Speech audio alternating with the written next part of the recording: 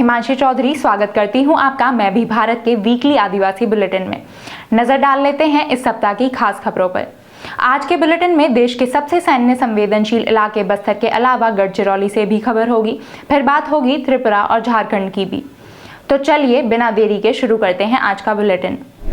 छत्तीसगढ़ का नक्सल प्रभावित क्षेत्र बस्तर अब देश का एक ऐसा सैन्य संवेदनशील इलाका बन गया है जहां हर 9 नागरिकों पर एक पैरामिलिट्री जवान तैनात है। 2019 के बाद से इस क्षेत्र में 250 से अधिक सुरक्षा बलों के कैंप स्थापित किए गए हैं। नियत नीलानार योजना के तहत 58 नए कैंप खोले जाने हैं, जिनमें से 21 स्थापित हो चुके हैं और 37 प्रस्तावित हैं। इस हिसाब से बस्तर में हर 9 नागरिकों पर एक पैरामिलिट्री जवान तैनात है। सरकार का दावा है कि जल्द ही बस्तर को माओवाद से मुक्त करा लिया जाएगा। बस्तर के जंगलों में माओवादियों से लड़ रहे अर्धसैनिक बलों की सबसे बड़ी चुनौती स्थानीय लोगों का भरोसा जीतना होता है, क्योंकि स्थानीय लोगों के सहयोग के बिना दुर्गम जंगलों में माओवादियों का पता लगाना आसान नहीं होता। इस कोशिश में कांकेर जिले में सुरक्षा बलों की एक अच्छी पहल देखी गई है। यहाँ के नक्सल प्रभावित बोंदानार और कदई खोदरा गांव में स्थित बीएसएफ के 2 कैंप अब बच्चों के स्कूल और छात्रावास में बदल दिए गए हैं। ये कैंप पहले बीएसएफ के कंपनी संचालन बेस थे। नक्सलवाद पर लगाम लगाने के लिए तैयार सुरक्षा बलों ने यहां हालात बेहतर होने के बाद बोंदानार कैंप को रावघाट क्षेत्र के पादर गांव में और कदई खोदरा कैंप को नारायणपुर जिले के जंगलों में स्थानांतरित कर दिया है। अंतागढ़ के additional district collector BS Uike ने बताया कि कदई खोदरा कैंप को सरकारी हाई स्कूल और बोंदानार कैंप को आदिवासी छात्रों के प्री मैट्रिक छात्रावास के रूप में उपयोग किया जा रहा है।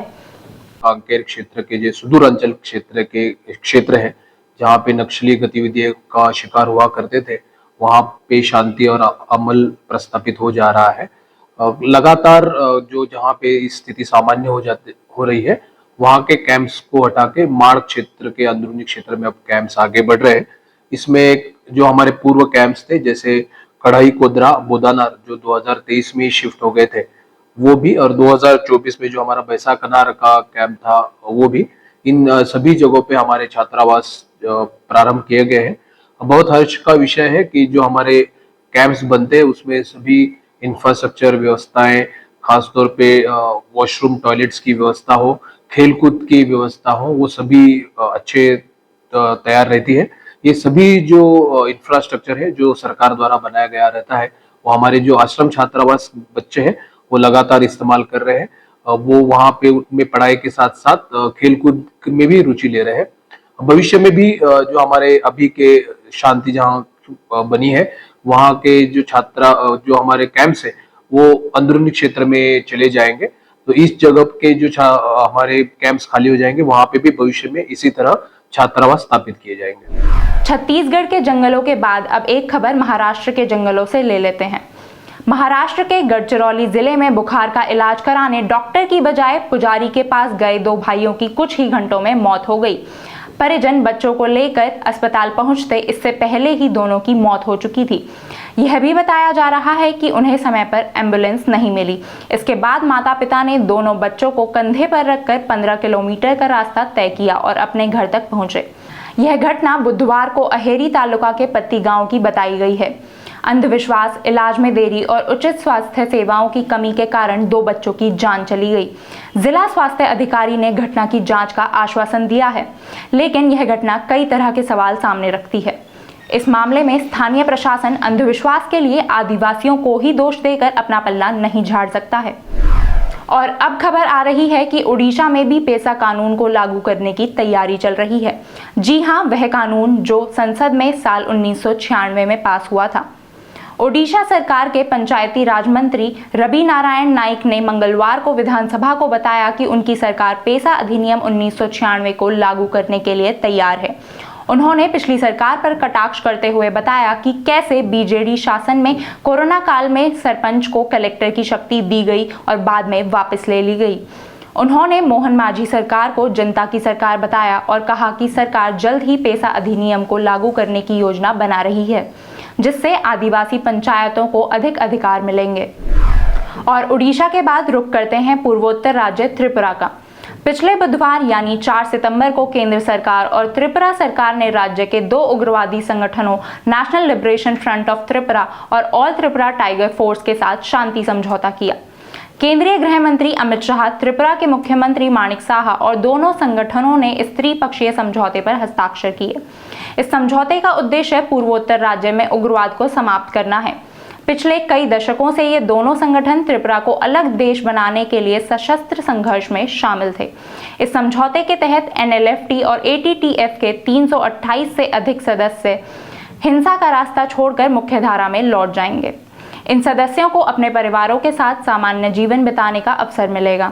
इसके साथ ही केंद्र सरकार ने त्रिपुरा के आदिवासी बहुल क्षेत्रों के विकास के लिए 250 करोड़ रुपए के विशेष वित्तीय पैकेज की घोषणा की है। इसी साल मार्च में केंद्र और राज्य सरकार ने त्रिपुरा के आदिवासियों की समस्याओं को हल करने के लिए टिपरा मोथा के साथ भी एक समझौता किया था, जिसमें जनजातीय पहचान, संस्कृति और विकास से जुड़े मुद्दों के समाधान का वादा किया गया था। वहीं दूसरी तरफ 18 अगस्त 2024 से लगातार भारी बारिश की वजह से त्रिपुरा बाढ़ की चपेट में था। कई जिलों में विनाशकारी बाढ़ और भूस्खलन हुआ है। जॉइंट रैपिड नीड्स असेसमेंट की रिपोर्ट के अनुसार इस आपदा में अब तक 32 लोगों की मौत हो चुकी है, 3 लोग घायल हुए हैं और 1 व्यक्ति लापता है। लगभग 1.5 लाख लोगों को अपने घरों से विस्थापित होकर 821 राहत शिविरों में शरण लेने को मजबूर होना पड़ा। मुख्यमंत्री माणिक साहा ने बाढ़ से हुए भारी नुकसान के बाद 564 करोड़ रुपए के विशेष राहत पैकेज की घोषणा की है। राज्य के वन मंत्री अनिमेश देव वर्मा ने भी बाढ़ग्रस्त इलाकों का दौरा किया है।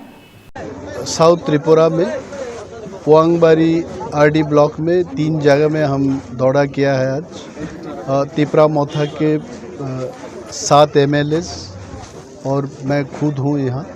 PCCF साहब है हमारा फॉरेस्ट डिपार्टमेंट के, DFO भी है, SDM के तरफ से आज DCM साहब है, एग्जीक्यूटिव इंजीनियर्स और आला अधिकारी इधर है सब। हमने देखा कितना क्या हुआ और जितना डिवास्टेटिंग लॉस त्रिपुरा में हुआ पिछले 20-30 साल में दिखाई नहीं दिया और ये हज़ारों करोड़ का लॉसेस हमको उठाना पड़ेगा और स्टेट गवर्नमेंट पूरी तरह कोशिश करेगा जिसको जितना लॉस हुआ उस लॉस को कैसे मेकअप किया जाए, इसके लिए हम काम कर रहे हैं। अब त्रिपुरा में बाढ़ का पानी उतर गया है, लेकिन लोगों का जीवन अभी भी अस्त व्यस्त है। अभी भी हजारों लोग बेघर हैं, उन्हें तुरंत आर्थिक मदद की जरूरत है। अब बात झारखंड में चल रही चुनावी तैयारियों की। झारखंड विधानसभा चुनाव से पहले झारखंड मुक्ति मोर्चा के नेतृत्व वाली हेमंत सोरेन सरकार मुख्यमंत्री मैया सम्मान योजना का जोर शोर से प्रचार कर रही है। सरकार की तरफ से 4 सितंबर को मुख्यमंत्री मैया सम्मान योजना के लाभुकों के लिए सम्मान राशि वितरण कार्यक्रम का आयोजन किया गया। झारखंड के मुख्यमंत्री हेमंत सोरेन ने इस योजना के तहत 3 लाख से अधिक महिलाओं के बैंक खातों में हजार रुपए ट्रांसफर किए। उधर बीजेपी मुख्यमंत्री हेमंत सोरेन पर बेरोजगारी से संबंधित वादों को पूरा न करने का आरोप लगा रही है। झारखंड चुनाव की घोषणा अभी नहीं हुई है, लेकिन माना यही जा रहा है कि नवंबर-दिसंबर महीने में राज्य में चुनाव होंगे। इस चुनाव में झारखंड मुक्ति मोर्चा, कांग्रेस और वाम दलों के अलावा राष्ट्रीय जनता दल के इंडिया गठबंधन और बीजेपी के नेतृत्व वाले NDA गठबंधन के बीच मुकाबला होगा। जहां एक तरफ इंडिया गठबंधन आदिवासियों और राज्य सरकार की उपलब्धियों को मुद्दा बना रही है, तो वहीं विपक्षी दल बीजेपी झारखंड में बांग्लादेशी घुसपैठ के मुद्दे को गरमा रही है। आज के बुलेटिन में इतना ही, लेकिन मैं भी भारत की वेबसाइट और YouTube चैनल हमेशा आपके साथ है। नमस्कार।